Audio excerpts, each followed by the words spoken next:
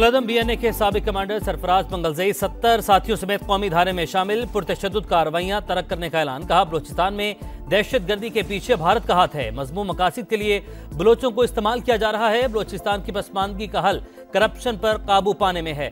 Budget का आधा हिस्सा भी खर्च किया जाए तो यहाँ के लोग खुशहाल हो जाएंगे। जान अचकजई का खैर मकदम बोले, बलोच कौम परस्तों का रियासत पर एतमाद बढ़ रहा है।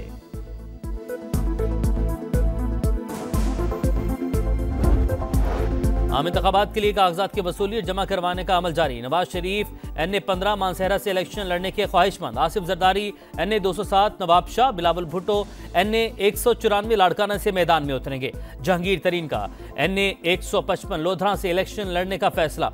बेटी कवरिंग उम्मीदवार होंगी। महर तरीन PP 227 लोधरा से भी किस्मत आजमाएंगी। शेख रशीद NA 56 और 57 से इलेक्शन लड़ेंगे।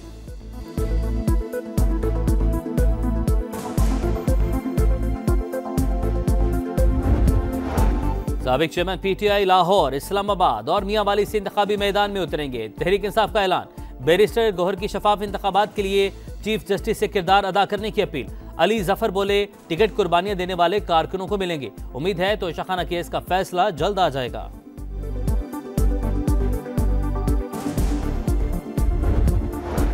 बेटे से तनख्वाह न लेने पर उम्र भर के लिए नाअहल करार दिया गया। ब्लैक लॉ डिक्शनरी देखकर फैसला सुनाया गया। मुंतखब वज़ीर-ए-आज़म को घर भेज दिया गया। ऐसा कहीं नहीं होता और ना होना चाहिए। नवाज शरीफ की पार्टी इजलास में गुफ्तगू। कहा, इन्हीं वजूहात के बाइस आज इस मकाम पर खड़े हैं। इर्द गिर्द के मुमालिक चांद पर पहुंच गए, हम जमीन से नहीं उठ पा रहे।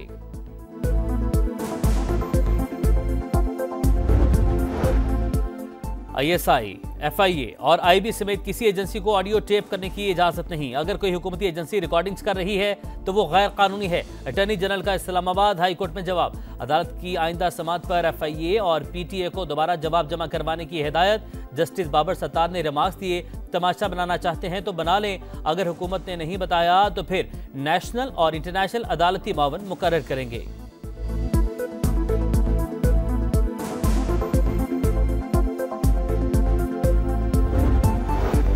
अमेरिका ने अफगानिस्तान में जंगी हथियार नहीं छोड़े। तालिबान के हाथ लगने वाला सामान अफगान नेशनल आर्मी का है। तर्जुमान अमेरिकी national security council John Kirby की वजाहत। कहा, पाकिस्तान को सरहद पार दहशतगर्दी के खतरे का सामना है।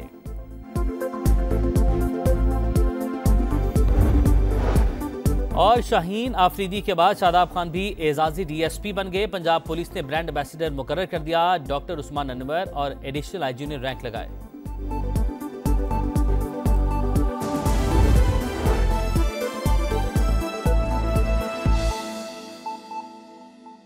अभी आपको बताएं कि मुल्क में इंतखाबी अमल का आगाज हो गया। कागजात नामजदगी के इजरा का पहला दिन। मुख्तलिफ शहरों में कई बड़े सियासी रहनुमाओं ने कागजात नामजदगी वसूल कर लिए। नून लीगी कायद नवाज शरीफ ने मानसहरा NA 15 से कागजात हासिल किए। कैप्टन रिटायर्ड सफदर ने भी इसी हल्के से कागजात लिए। PP क़यादत भी मैदान में आ गई। आसिफ जरदारी ने NA 207 नवाब शाह, जबकि बिलावल भुट्टो ने NA 194 लाड़काना से कागजात वसूल किए। इस्तेहकाम पाकिस्तान पार्टी के पैटर्न इन चीफ जहांगीर तरीन का NA 155 लोधरा से इलेक्शन लड़ने का फैसला। उनकी बेटी महर खान तरीन कवरिंग उम्मीदवार होंगी। महर खान तरीन ने भी NA 155 लोधरा से कागजात नामजदगी वसूल कर लिए। NA 56 और 57 रावलपिंडी से शेख रशीद ने कागजात वसूल किए। NA 71 सियालकोट से ख्वाजा आसिफ और NA 70 सियालकोट से फिरदौस आशिक आवान ने कागजात हासिल किए। चौधरी निसार की भी इंतखाबी मैदान में वापसी हुई है और NA 53 रावलपिंडी से कागजात वसूल कर लिए हैं। अपडेट आप तक पहुंचा रहे हैं। आपको बताएं कि मुल्क में इंतखाबी अमल का आगाज हो गया है। कागजात नामजदगी के इजरा का आज पहला दिन। मुख्तलिफ शहरों में कई बड़े सियासी रहनुमाओं ने कागजात नामजदगी वसूल कर लिए। नून लीगी कायद नवाज शरीफ ने मानसहरा NA 15 से कागजात हासिल किए। कैप्टन रिटायर्ड सफदर भी इसी हल्के से उन्होंने कागजात लिए हैं, जबकि PP क़यादत भी अब मैदान में है। आसिफ अली जरदारी ने NA 207 नवाब शाह, जबकि बिलावल भुट्टो ने NA 194 लाड़काना से कागजात वसूल किए। कैपेसिटी पेमेंट्स और दरामदी फ्यूल पर इन्हिसार ने बिजली की कीमतों में मजीद इजाफे का खदशा पैदा कर दिया। कराची के सार्फिन के लिए बिजली ₹1.72, जबकि डिस्को सार्फिन के लिए ₹4.96 महंगी करने की तैयारियां कर ली गई हैं। कि इलेक्ट्रिक की दरख्वास्त पर नेपरा ने समाअत मुकम्मल कर ली। मालूमात हासिल करेंगे। जहीर अली खान हमारे साथ मौजूद हैं। जहीर, आगाह कीजिएगा। कैपेसिटी पेमेंट और दरामदी जो फ्यूल है उसकी वजह से बिजली की कीमत आम सार्फिन की पहुंच से दूर होती जा रही है। आज भी के इलेक्ट्रिक सार्फिन के लिए, जो कराची के सार्फिन हैं, उनके लिए 1 रुपये 72 पैसे कैपेसिटी पेमेंट, जिसको कैपेसिटी चार्जेस कहा जाता है, उसकी मद में वफाकी हुकूमत की दरख्वास्त पर समाअत हुई, जिस पर ताजिर बरादरी की जानिब से शदीद एहतजाज किया गया और फैसला महफूज कर लिया गया। लेकिन जब ये पास ऑन होगा 1 रुपये 72 पैसे पर यूनिट, तो ये बिलियन ऑफ रुपीज़ में कराची के सार्फिन को हिट लगेगी। ताजिर बरादरी ने यह कहा कि नित नए जो टैक्सीज हैं और उसके साथ साथ फ्यूल प्राइस एडजस्टमेंट और साथ में जो क्वार्टरली एडजस्टमेंट है, इसकी वजह से जो इंडस्ट्री है वो इस काबिल नहीं रही है कि बिजली के जो टैरिफ है इसमें मजीद इजाफे को अफोर्ड करे। फिर कल डिस्कोज की जानिब से एक और एप्लीकेशन दायर की गई है जिसमें 4 रुपये 96 पैसे फ्यूल प्राइस एडजस्टमेंट की मद में मांगा गया है, जिसका 40 अरब रुपये से जायद 1 माह के लिए सार्फिन पर हिट आएगी। इसी तरह जो CCPA है उसकी जानिब से भी जो मार्केट ऑपरेटर फीस है उसकी मद में 4 रुपये 96 पैसे पर यूनिट इजाफे की कल बाकायदा समाअत हुई और उसका फैसला भी आने वाले महीने में मुतवक्की है।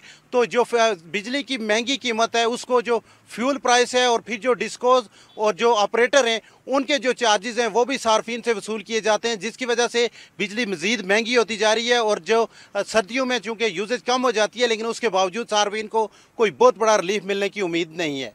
आपका बहुत शुक्रिया। अभी आपको बताएं, कोहलू में मुजाहिरीन ने रियासती इदारों के खिलाफ नारेबाजी मुस्तरद कर दी। मुजाहरे में कबायली सियासी रहनुमाओं और सिविल सोसाइटी की बड़ी तादाद ने शिरकत की। फजा पाकिस्तान जिंदाबाद और पाक फौज पाइंदाबाद के नारों से गूंज उठी।